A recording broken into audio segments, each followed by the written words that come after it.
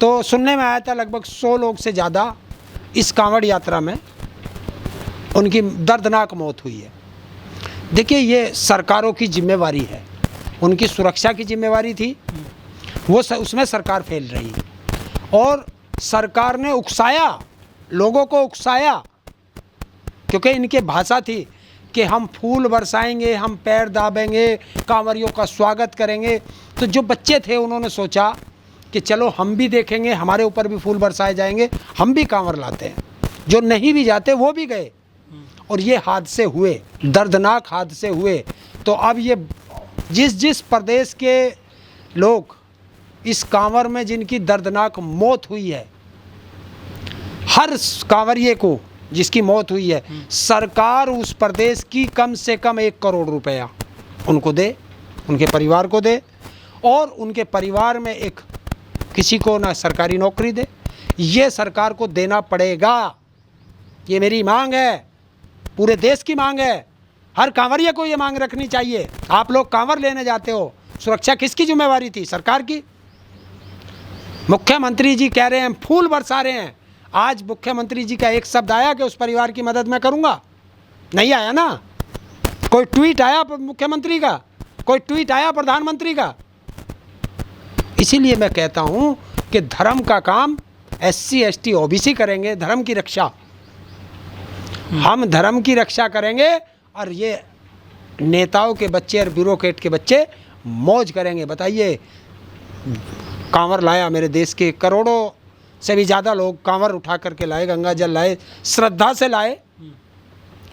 क्या श्रद्धा SC ST OBC वालों में ही है? नेताओं के बच्चों में श्रद्धा नहीं है? ब्यूरोक्रेट के बच्चों में श्रद्धा नहीं है? उनके बच्चे कांवर लेने क्यों नहीं गए? और तुम्हें कांवर के लिए उकसा रहे हैं।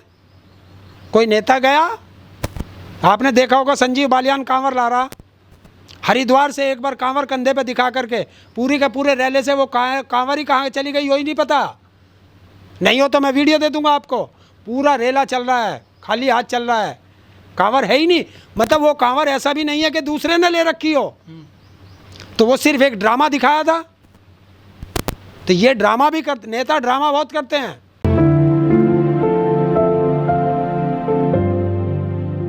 नमस्कार, मैं ओमदेव। आज हमें हैं गाजियाबाद में, हमारे साथ हैं हरिंदर ताऊ जी। सावन का महीना चल रहा है।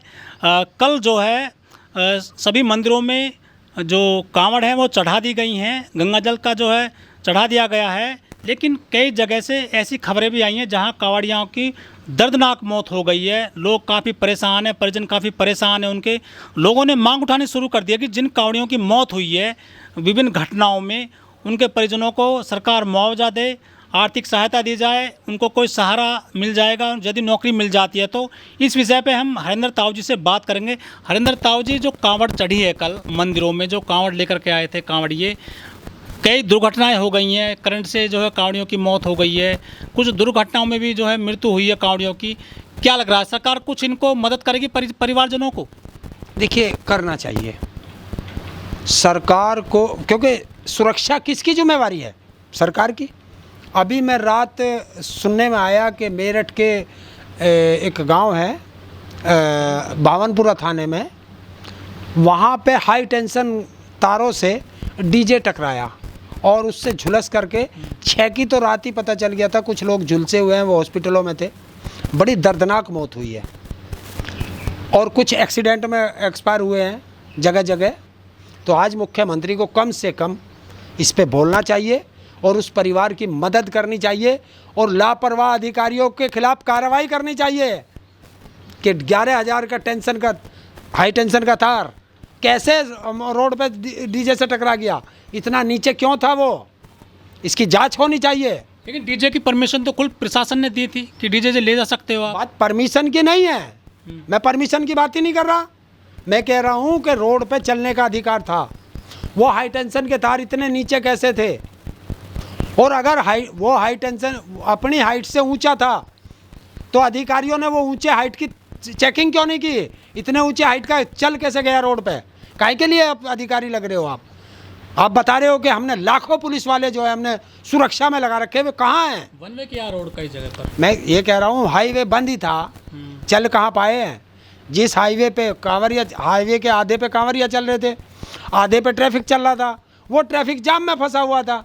परसों की बात है, मेरा एक दोस्त, मेरे एक दोस्त की माताजी एक्सपायर हो गई थी मुरादनगर में, वकील साहब की, वहाँ गए थे 6 बजे से मोदी नगर रात चौपले से, और 11 बजे वो रात 12 बजने में 10 मिनट थी जब वो मुझे फ़ोन कर रहा, वो सीकरी पहुंचा था। 6 घंटे में जो आदमी 3 किलो 4 किलोमीटर चल पाया हो तो वो हाईवे चल रहा था। ये है, ये सच्चाई है, और सरकार को इसमें सोचना चाहिए और सोचना पड़ेगा। नहीं तो आम जनता जो कांवर लेने जाते हैं, अब कांवर आप ले आए हो, आपने जो धर्म का काम किया उसके लिए आपका धन्यवाद, लेकिन अब अपने उन भाइयों के लिए भी आवाज़ उठाओ जो इस कांवर लाने में अपने प्राणों की आहुति दे चुके हैं सरकार की गलत नीतियों के कारण। लेकिन हरेंद्र जी, सरकार ने तो स्वागत किया है, कांवड़ियों का फूल माला बरसाए हैं, कैंप भी लगाए हैं, शिविर लगाए हैं, सुरक्षा दी है पूरी। सरकार तो पूरा अपना काम कर रही है। कहाँ सुरक्षा थी? एक्सीडेंट होना सुरक्षा है? बताओ, एक्सीडेंट क्यों हुआ? किसकी गलती थी? जब तुमने ये रोड बंद कर दिया तो हाईवे पे आ कैसे गई? और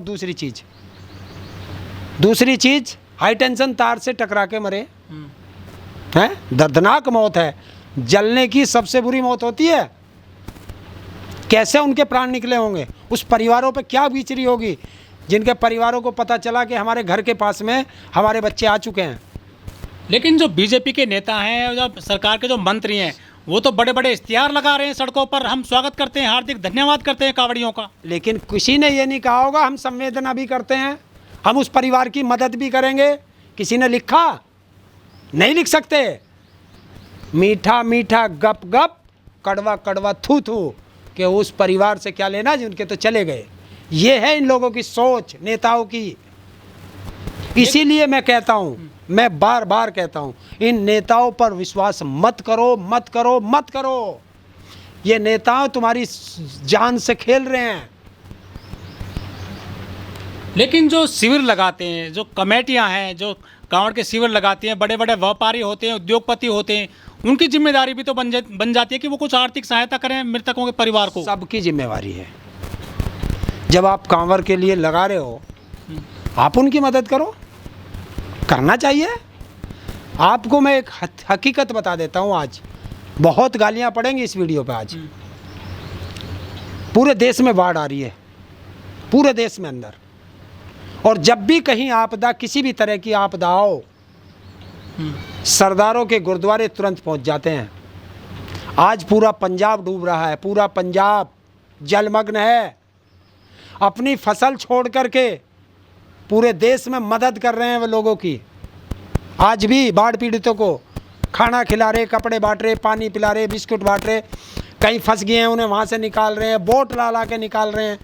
ये है सेवा, इसे कहते हैं सेवा। आज किसी मंदिर का कहीं तुम्हें वो लगा मिला हो बाढ़ शिविर, तो मुझे बता देना। कहीं राहत शिविर लगा है? तो ये है हमारे देश की सोच, हमारे देश के लोगों की सोच।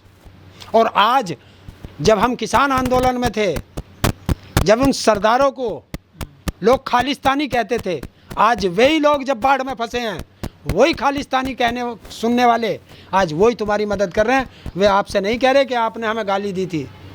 तो ये है, इसे कहते हैं सेवा। कि अगर आज अपने गुरुद्वारे में 10 रुपये दिए हैं, वहाँ आप गए दान पेटी में, आपने 10 रुपये अगर डाल दिए, तो आपके वे 10 रुपये एक दिन घूमकर किसी ना किसी मदद के रूप में आपके पास आएंगे।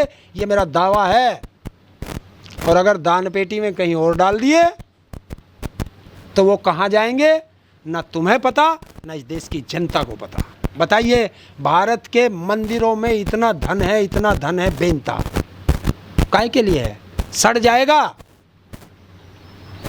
अरे जनता ने तुम्हें दिया है, जनता ही वहाँ जाती है मंदिरों में। जनता तुम्हें, भारत की जनता, विदेश की जनता जो आते हैं दर्शन करने आते हैं, वो चढ़ावा चढ़ाते हैं।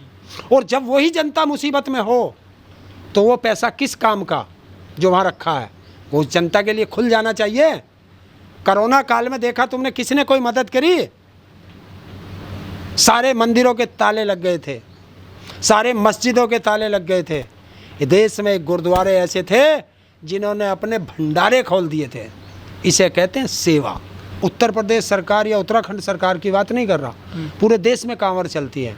और भी देश में कहीं तो बड़ी घटना सर वेस्ट उत्तर प्रदेश में हुई है ना, दिल्ली और वेस्ट उत्तर प्रदेश में हुई है। इधर उधर की अभी पता नहीं है कहीं की और का, लेकिन यहाँ का हम लोगों को पता चल गया।